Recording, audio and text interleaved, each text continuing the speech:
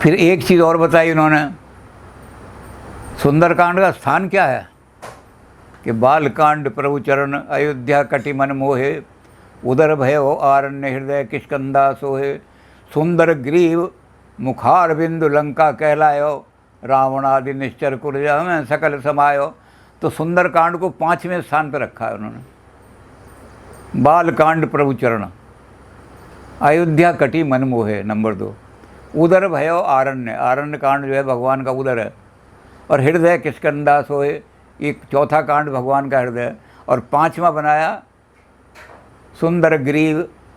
ये 5 है। 5 की वर्णन करने लगे तो बहुत, 5 पंचरत्ना होता है, पंचगव्य होता है, पंचामृत होता है, पंचदेव पूजन होता है, और जो पंचन मत लागई नीका, पंचायत को हमारे यहाँ इतना दिया है कि राजा दशरथ जैसे चक्रवर्ती राजा भी ये कह रहे हैं कि अगर पंच बैठ करके फैसला करेंगे तब राम को टीका करूँगा। पंच धातु हैं, 5 जब आदमी मरता है तो उसके अंदर भी डालते हैं कि 5 धातुओं से मिली हो, उसके मुंह में डालते हैं। तो 5 का बहुत ही बड़ा वो है। तो तुलसीदास जी ने सुंदरकांड को 5वें स्थान पर रखा है। इसमें 5, इसलिए इसका स्थान बहुत ऊंचा है। अब जब सुंदरकांड शुरू होता है जहाँ से, वहाँ हम क्या कहते हैं, जामवंत के वचन सुहाए। अब बूढ़े आदमियों की बात आज नौजवान नहीं सुनता, टीचर जो है उनकी बात छात्र नहीं सुनता। काका हाथरसी ने एक कविता लिखी आज के छात्र के ऊपर, अध्यापक माने नहीं यदि तुम्हारी मांग, हॉकी लेके तोड़ दो फौरन उनकी टांग। कह काका कबीरा है वही सच्चा विद्यार्थी, जो निकाल के दिखला दे विद्या की अर्थी। तो आज जो छात्र है वो ऐसा छात्र है जिसमें अनुशासन नहीं है, और अगर ये अनुशासन आ जाए तो जामवंत के वचन सुहाए। जामवंत के वचन बड़े अच्छे लगे हनुमान जी को, ये कल्याण का कारण। जब बड़ों बुजुर्गों की बात बुढ़ा आदमी सुनने लगेगा, जब छोटे लोग बुजुर्गों की नसीहत सुनने लगेंगे, तो सुंदरकांड यहीं से शुरू होता है। और तो हनुमान जी हर्षित हो गए। नौजवान को भी ये हुआ कि बूढ़े लोग हमें ठीक रास्ता दिखा रहे हैं, क्योंकि नौजवान जो होते हैं उनके बारे में जो भी नेता आएगा मंच पर भाषण देने के लिए, वो पहला वाक्य ये बोलेगा, आज के सारे युवक भ्रष्ट हो गए हैं, सब भ्रष्टाचारी हो गए हैं। ये पहला वाक्य उनके लिए है कि ये ज़रूर बोलो, जभी तो आपकी थालियाँ पिटेंगी। तो हमने एक नेता को कहा, हमने कहा कि आप बहुत बड़े नेता हैं, नेता तो भाषण देकर भाग जाते हैं, आप हमारे साथ आ गए हो तो एक बात बताओ, जब आप कहते हो कि नेता छात्र जो है पथ भ्रष्ट हो गया, तो एक बात बताओ, आपने कोई पथ बताया उनको कभी? तो रहबरो तुमने तो मंदिर का पता तक ना दिया।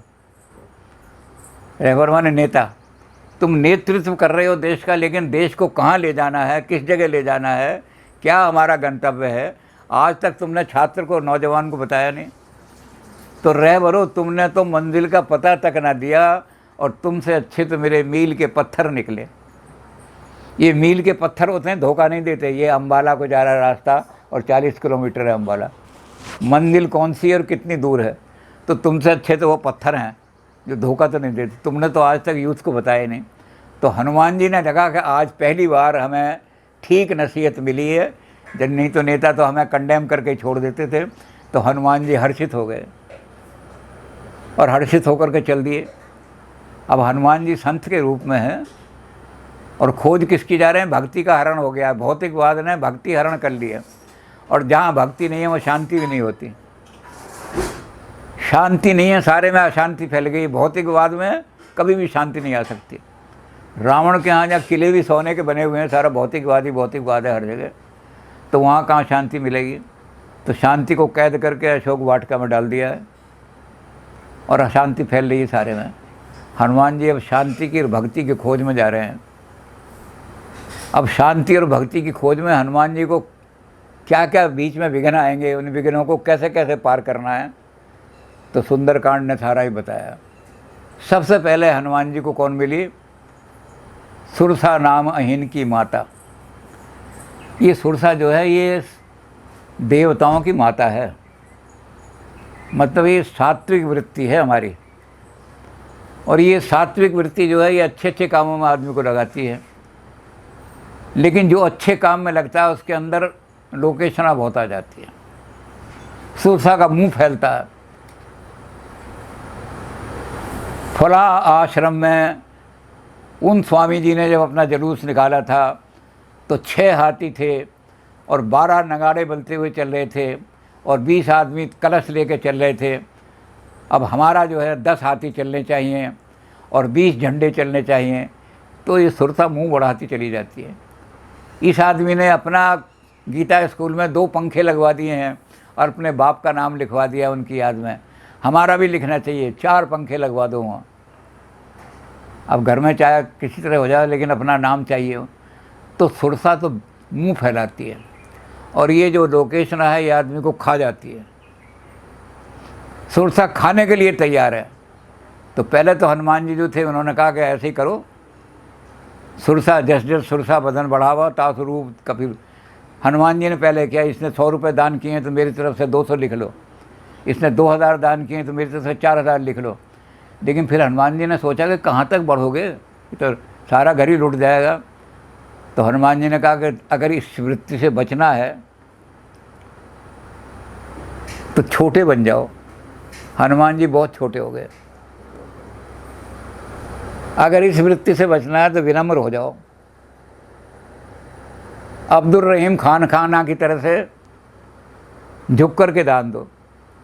रहीम के बारे में तो हमने चर्चा की थी कि रहीम का ये स्वभाव था कि सुबह जब नहाने के लिए जाते थे वो दान करते थे और दान करके ही घर आते थे जब खाना खाते थे।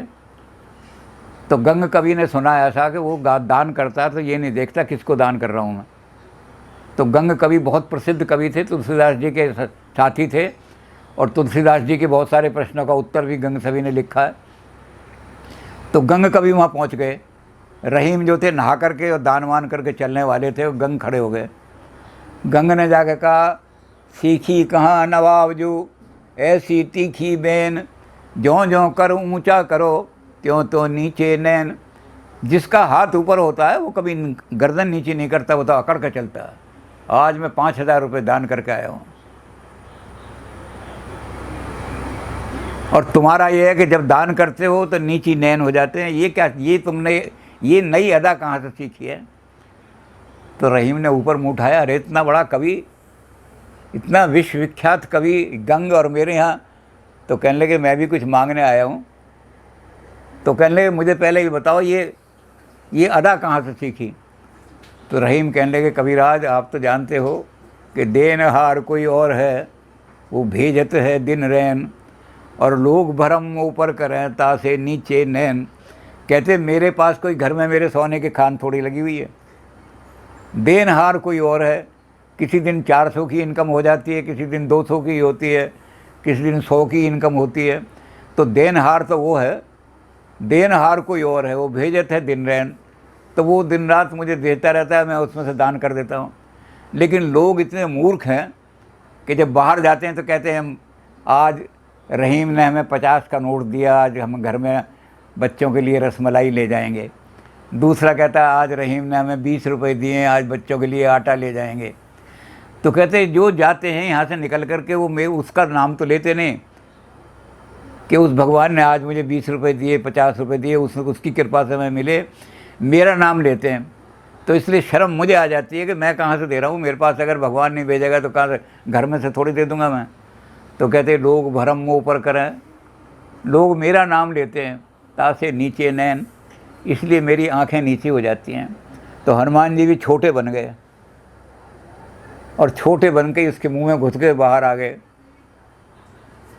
क्योंकि सुरसा कह रही थी कि मैं, और जैसे ही बाहर आए सुरसा हाथ जोड़ के कहने लगी कि मुझे देवताओं ने आपको खाने के लिए नहीं भेजा था, आपकी परीक्षा लेने के लिए भेजा था कि जब ये हनुमान वहाँ जाएगा लंका में तो सोने के किले विले देख करके ये कहीं इसमें मोहित ना हो जाए, तो इसकी परीक्षा लेने के लिए भेजा था।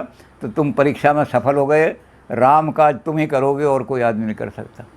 जिसको प्रलोभन नहीं सताते दुनिया के वही लक्ष्य पे पहुंच सकता है। और जिसको प्रलोभन सताते हैं वो लक्ष्य पर नहीं पहुंच सकता। ध्येय पर पहुंचे बिना पथ में पथिक विश्राम कैसा। रास्ते में जो विश्राम कर लेगा वो खरगोश की तरह हार जाएगा और विश्राम ना करने वाला कछुआ जीत जाएगा। तो हनुमान जी को उसने कहा कि जाओ, मैंने तुम्हें परीक्षा ले ली, मैं देवताओं की माता हूँ, देवताओं ने मुझे भेजा था,